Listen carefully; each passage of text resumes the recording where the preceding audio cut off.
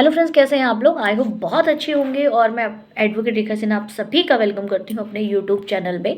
जैसा कि आप सभी को पता है कि हमारा जो चल रहा है वो हिंदू सक्सेशन एक्ट 1956 चल रहा है और हम इस तरीके से कि करके सारे एक्टों को पढ़ेंगे। तो अभी फिलहाल जो हम पढ़ रहे हैं वो हिंदू उत्तराधिकार अधिनियम 1956 यानी कि हिंदू सक्सेशन एक्ट 1956 पढ़ रहे हैं, जिसमें हम ऑलरेडी सेक्शन 9 तक पढ़ चुके हैं। सेक्शन 9 कहता था कि अनुसूची में के वारिसों के बीच उत्तराधिकारी का क्रम, यानी कि जो शेड्यूल है, आप सभी को पता है कि हिंदू सक्सेशन एक्ट 1956 में एक शेड्यूल दिया हुआ है। शेड्यूल में दो भागों में उसको डिवाइड कर रखा है, क्लास 1 और क्लास 2। क्लास 1 में उन लोगों का जिक्र है जो किसी व्यक्ति के जो निर्वस्तियत यानी विदाउट विल मर जाता है, तो उसके लिए जो उसके लीगल हेयर हैं वो कौन बनेंगे, ठीक है। और क्लास 2 में उन लोगों का जिक्र किया गया है जो कि पहली क्लास में, जो पहले वर्ग में अगर वाले लोग नहीं हैं तो दूसरे वर्ग के जो लोग हैं उनको उसका उत्तराधिकारी माना जाएगा। तो ये बात और क्रम अनुसार है, ठीक है। ये बताया था सेक्शन 9 ने।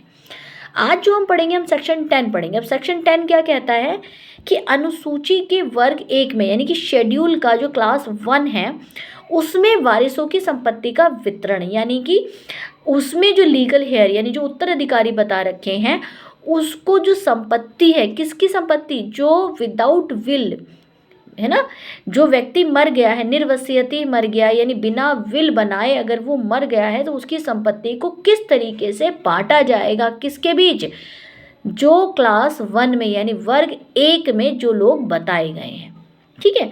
तो सेक्शन 10 बस यही बता रहा है कि भाई शेड्यूल के क्लास 1 के यानी वर्ग 1 में जिन वारिसों का जिक्र है उनके बीच संपत्ति का वितरण, यानी कि जो प्रॉपर्टी है वो किस तरीके डिस्ट्रीब्यूशन की जाएगी, ठीक है।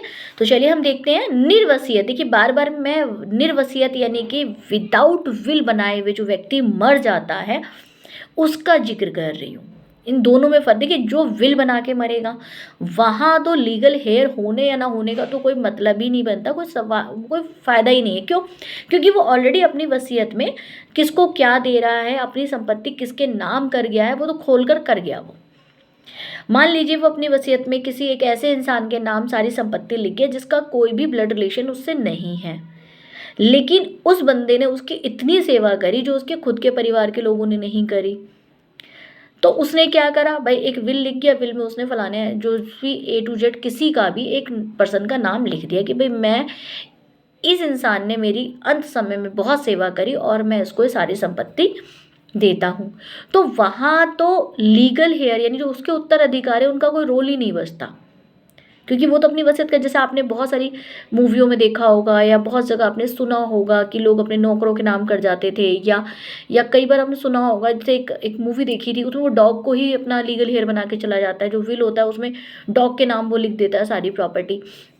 मूवियों में भी आप कई बार देखते हैं कि जैसे कोई किसी को लाया और उसने उसकी बहुत सेवा की, बाद में उसने अपनी वसीयत में उसका नाम का जिक्र कर दिया। तो ऐसी जगह पे उत्तराधिकारी का तो कोई रोल ही नहीं बचता। क्यों नहीं बचता? क्योंकि जब वो साफ कह गया कि भाई मेरी संपत्ति खुद की अर्जित करी हुई है, खुद की सेल्फ रिक्वायर्ड है, मैंने खुद कमाई है और मैं दे रहा हूँ सामने वाले को, तो बात खत्म हो गई वहाँ तो, ठीक है ना।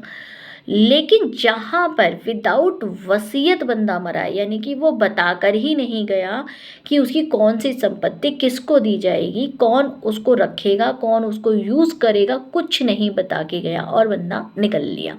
अब जब बंदा निकल लिया तो भाई अब कैसे डिवाइड होगा?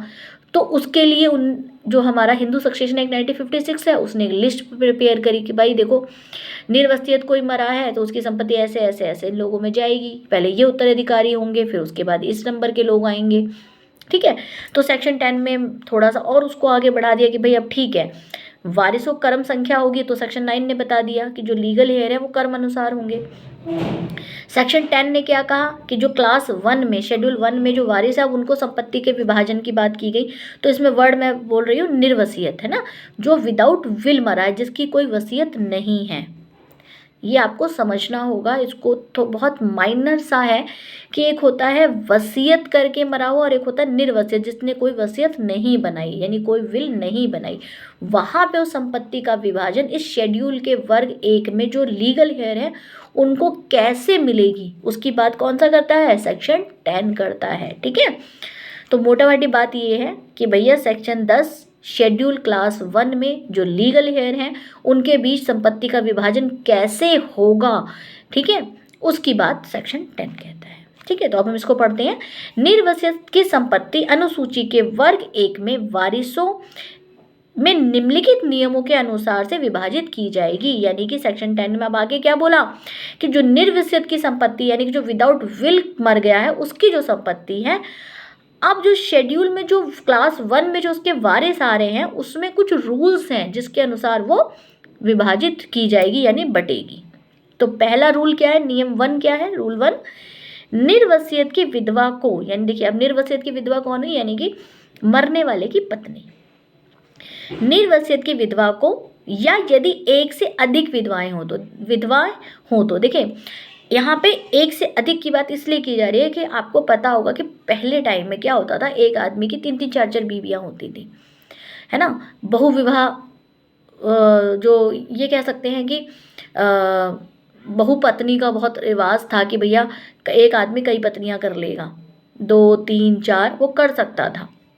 उस टाइम पे होती थी जब ये नहीं बनाया था कि भाई जब हमारे हिंदू लॉ में ये वाला हिंदू लॉ की जो चीज़ें नहीं आई थी कि भाई शादीशुदा आदमी शादी नहीं कर सकता, उस टाइम पे ये सब नहीं था। ये उस टाइम की बात बता रही हूँ जब ये चीज़ें नहीं थी, सोसाइटी में कोई लॉ नहीं था इस पे। एक आदमी की इच्छा है तो वो 2 कर ले, 4 कर ले, 5 कर ले, उसे संभालना था एटलीस्ट, मतलब वो संभाल पा रहा है तो वो 4 कर ले, क्या फ़र्क पड़ता है, संपत्ति बहुत होती होगी उस टाइम पे। ठीक है, तो यहाँ पे इसीलिए इस चीज़ की, क्योंकि देखिए एक्ट जो है 1956 का बना हुआ है ना, पुराना एक्ट है। तो उस टाइम पे क्या होता था, एक आदमी की कई बीवियाँ होती थी, तो मान लो एक विधवा है या फिर एक से अधिक विधवाएं हों तो सब विधवाओं को मिलाकर एक अंश मिलेगा। यानी कि मान लीजिए एक आदमी की 4 बीवियाँ हैं, ठीक है, तो इसका मतलब, और 4 बीवियाँ हैं, 4 बच्चे हैं, तो चारों बच्चों को एक एक अंश मिला। लेकिन जो 4 बीवियां हैं उन चारों को अलग अलग नहीं मिलेगा, उन चारों को एक अंश यानी कि माना जाएगा, एक ही पत्नी मानी जाएगी ना उसकी।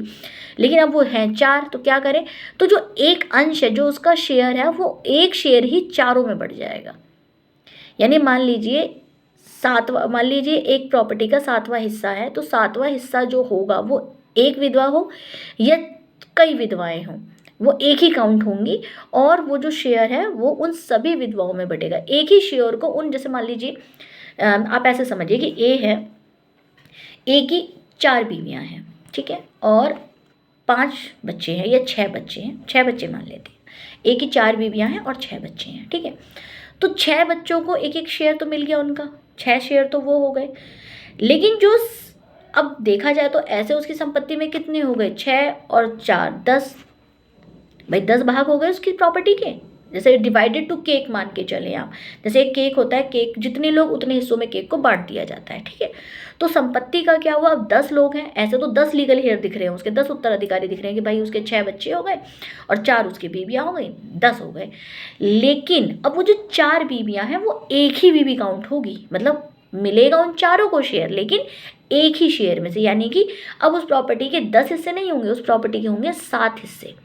यानी कि 6 उसके बच्चों में बढ़ जाएगी, एक एक करके उसके बच्चों को शेयर मिल जाएगा, और एक शेयर में से जो उसकी 3, जो ये 4 विधवाएं हैं, विडो हैं, उनको शेयर एक ही में से सबको बढ़ जाएगा, ठीक है। तो पहला रूल इन्होंने क्या बताया कि निर्वसियत की विधवा यानी कि जो विदाउट विल मर गया है उसकी जो विधवा को यदि एक से अधिक विधवाएं हों तो सब विधवाओं को मिलाकर एक अंश मिलेगा, ठीक है, यानी कि एक पार्ट उसका शेयर होगा उसमें, ठीक है।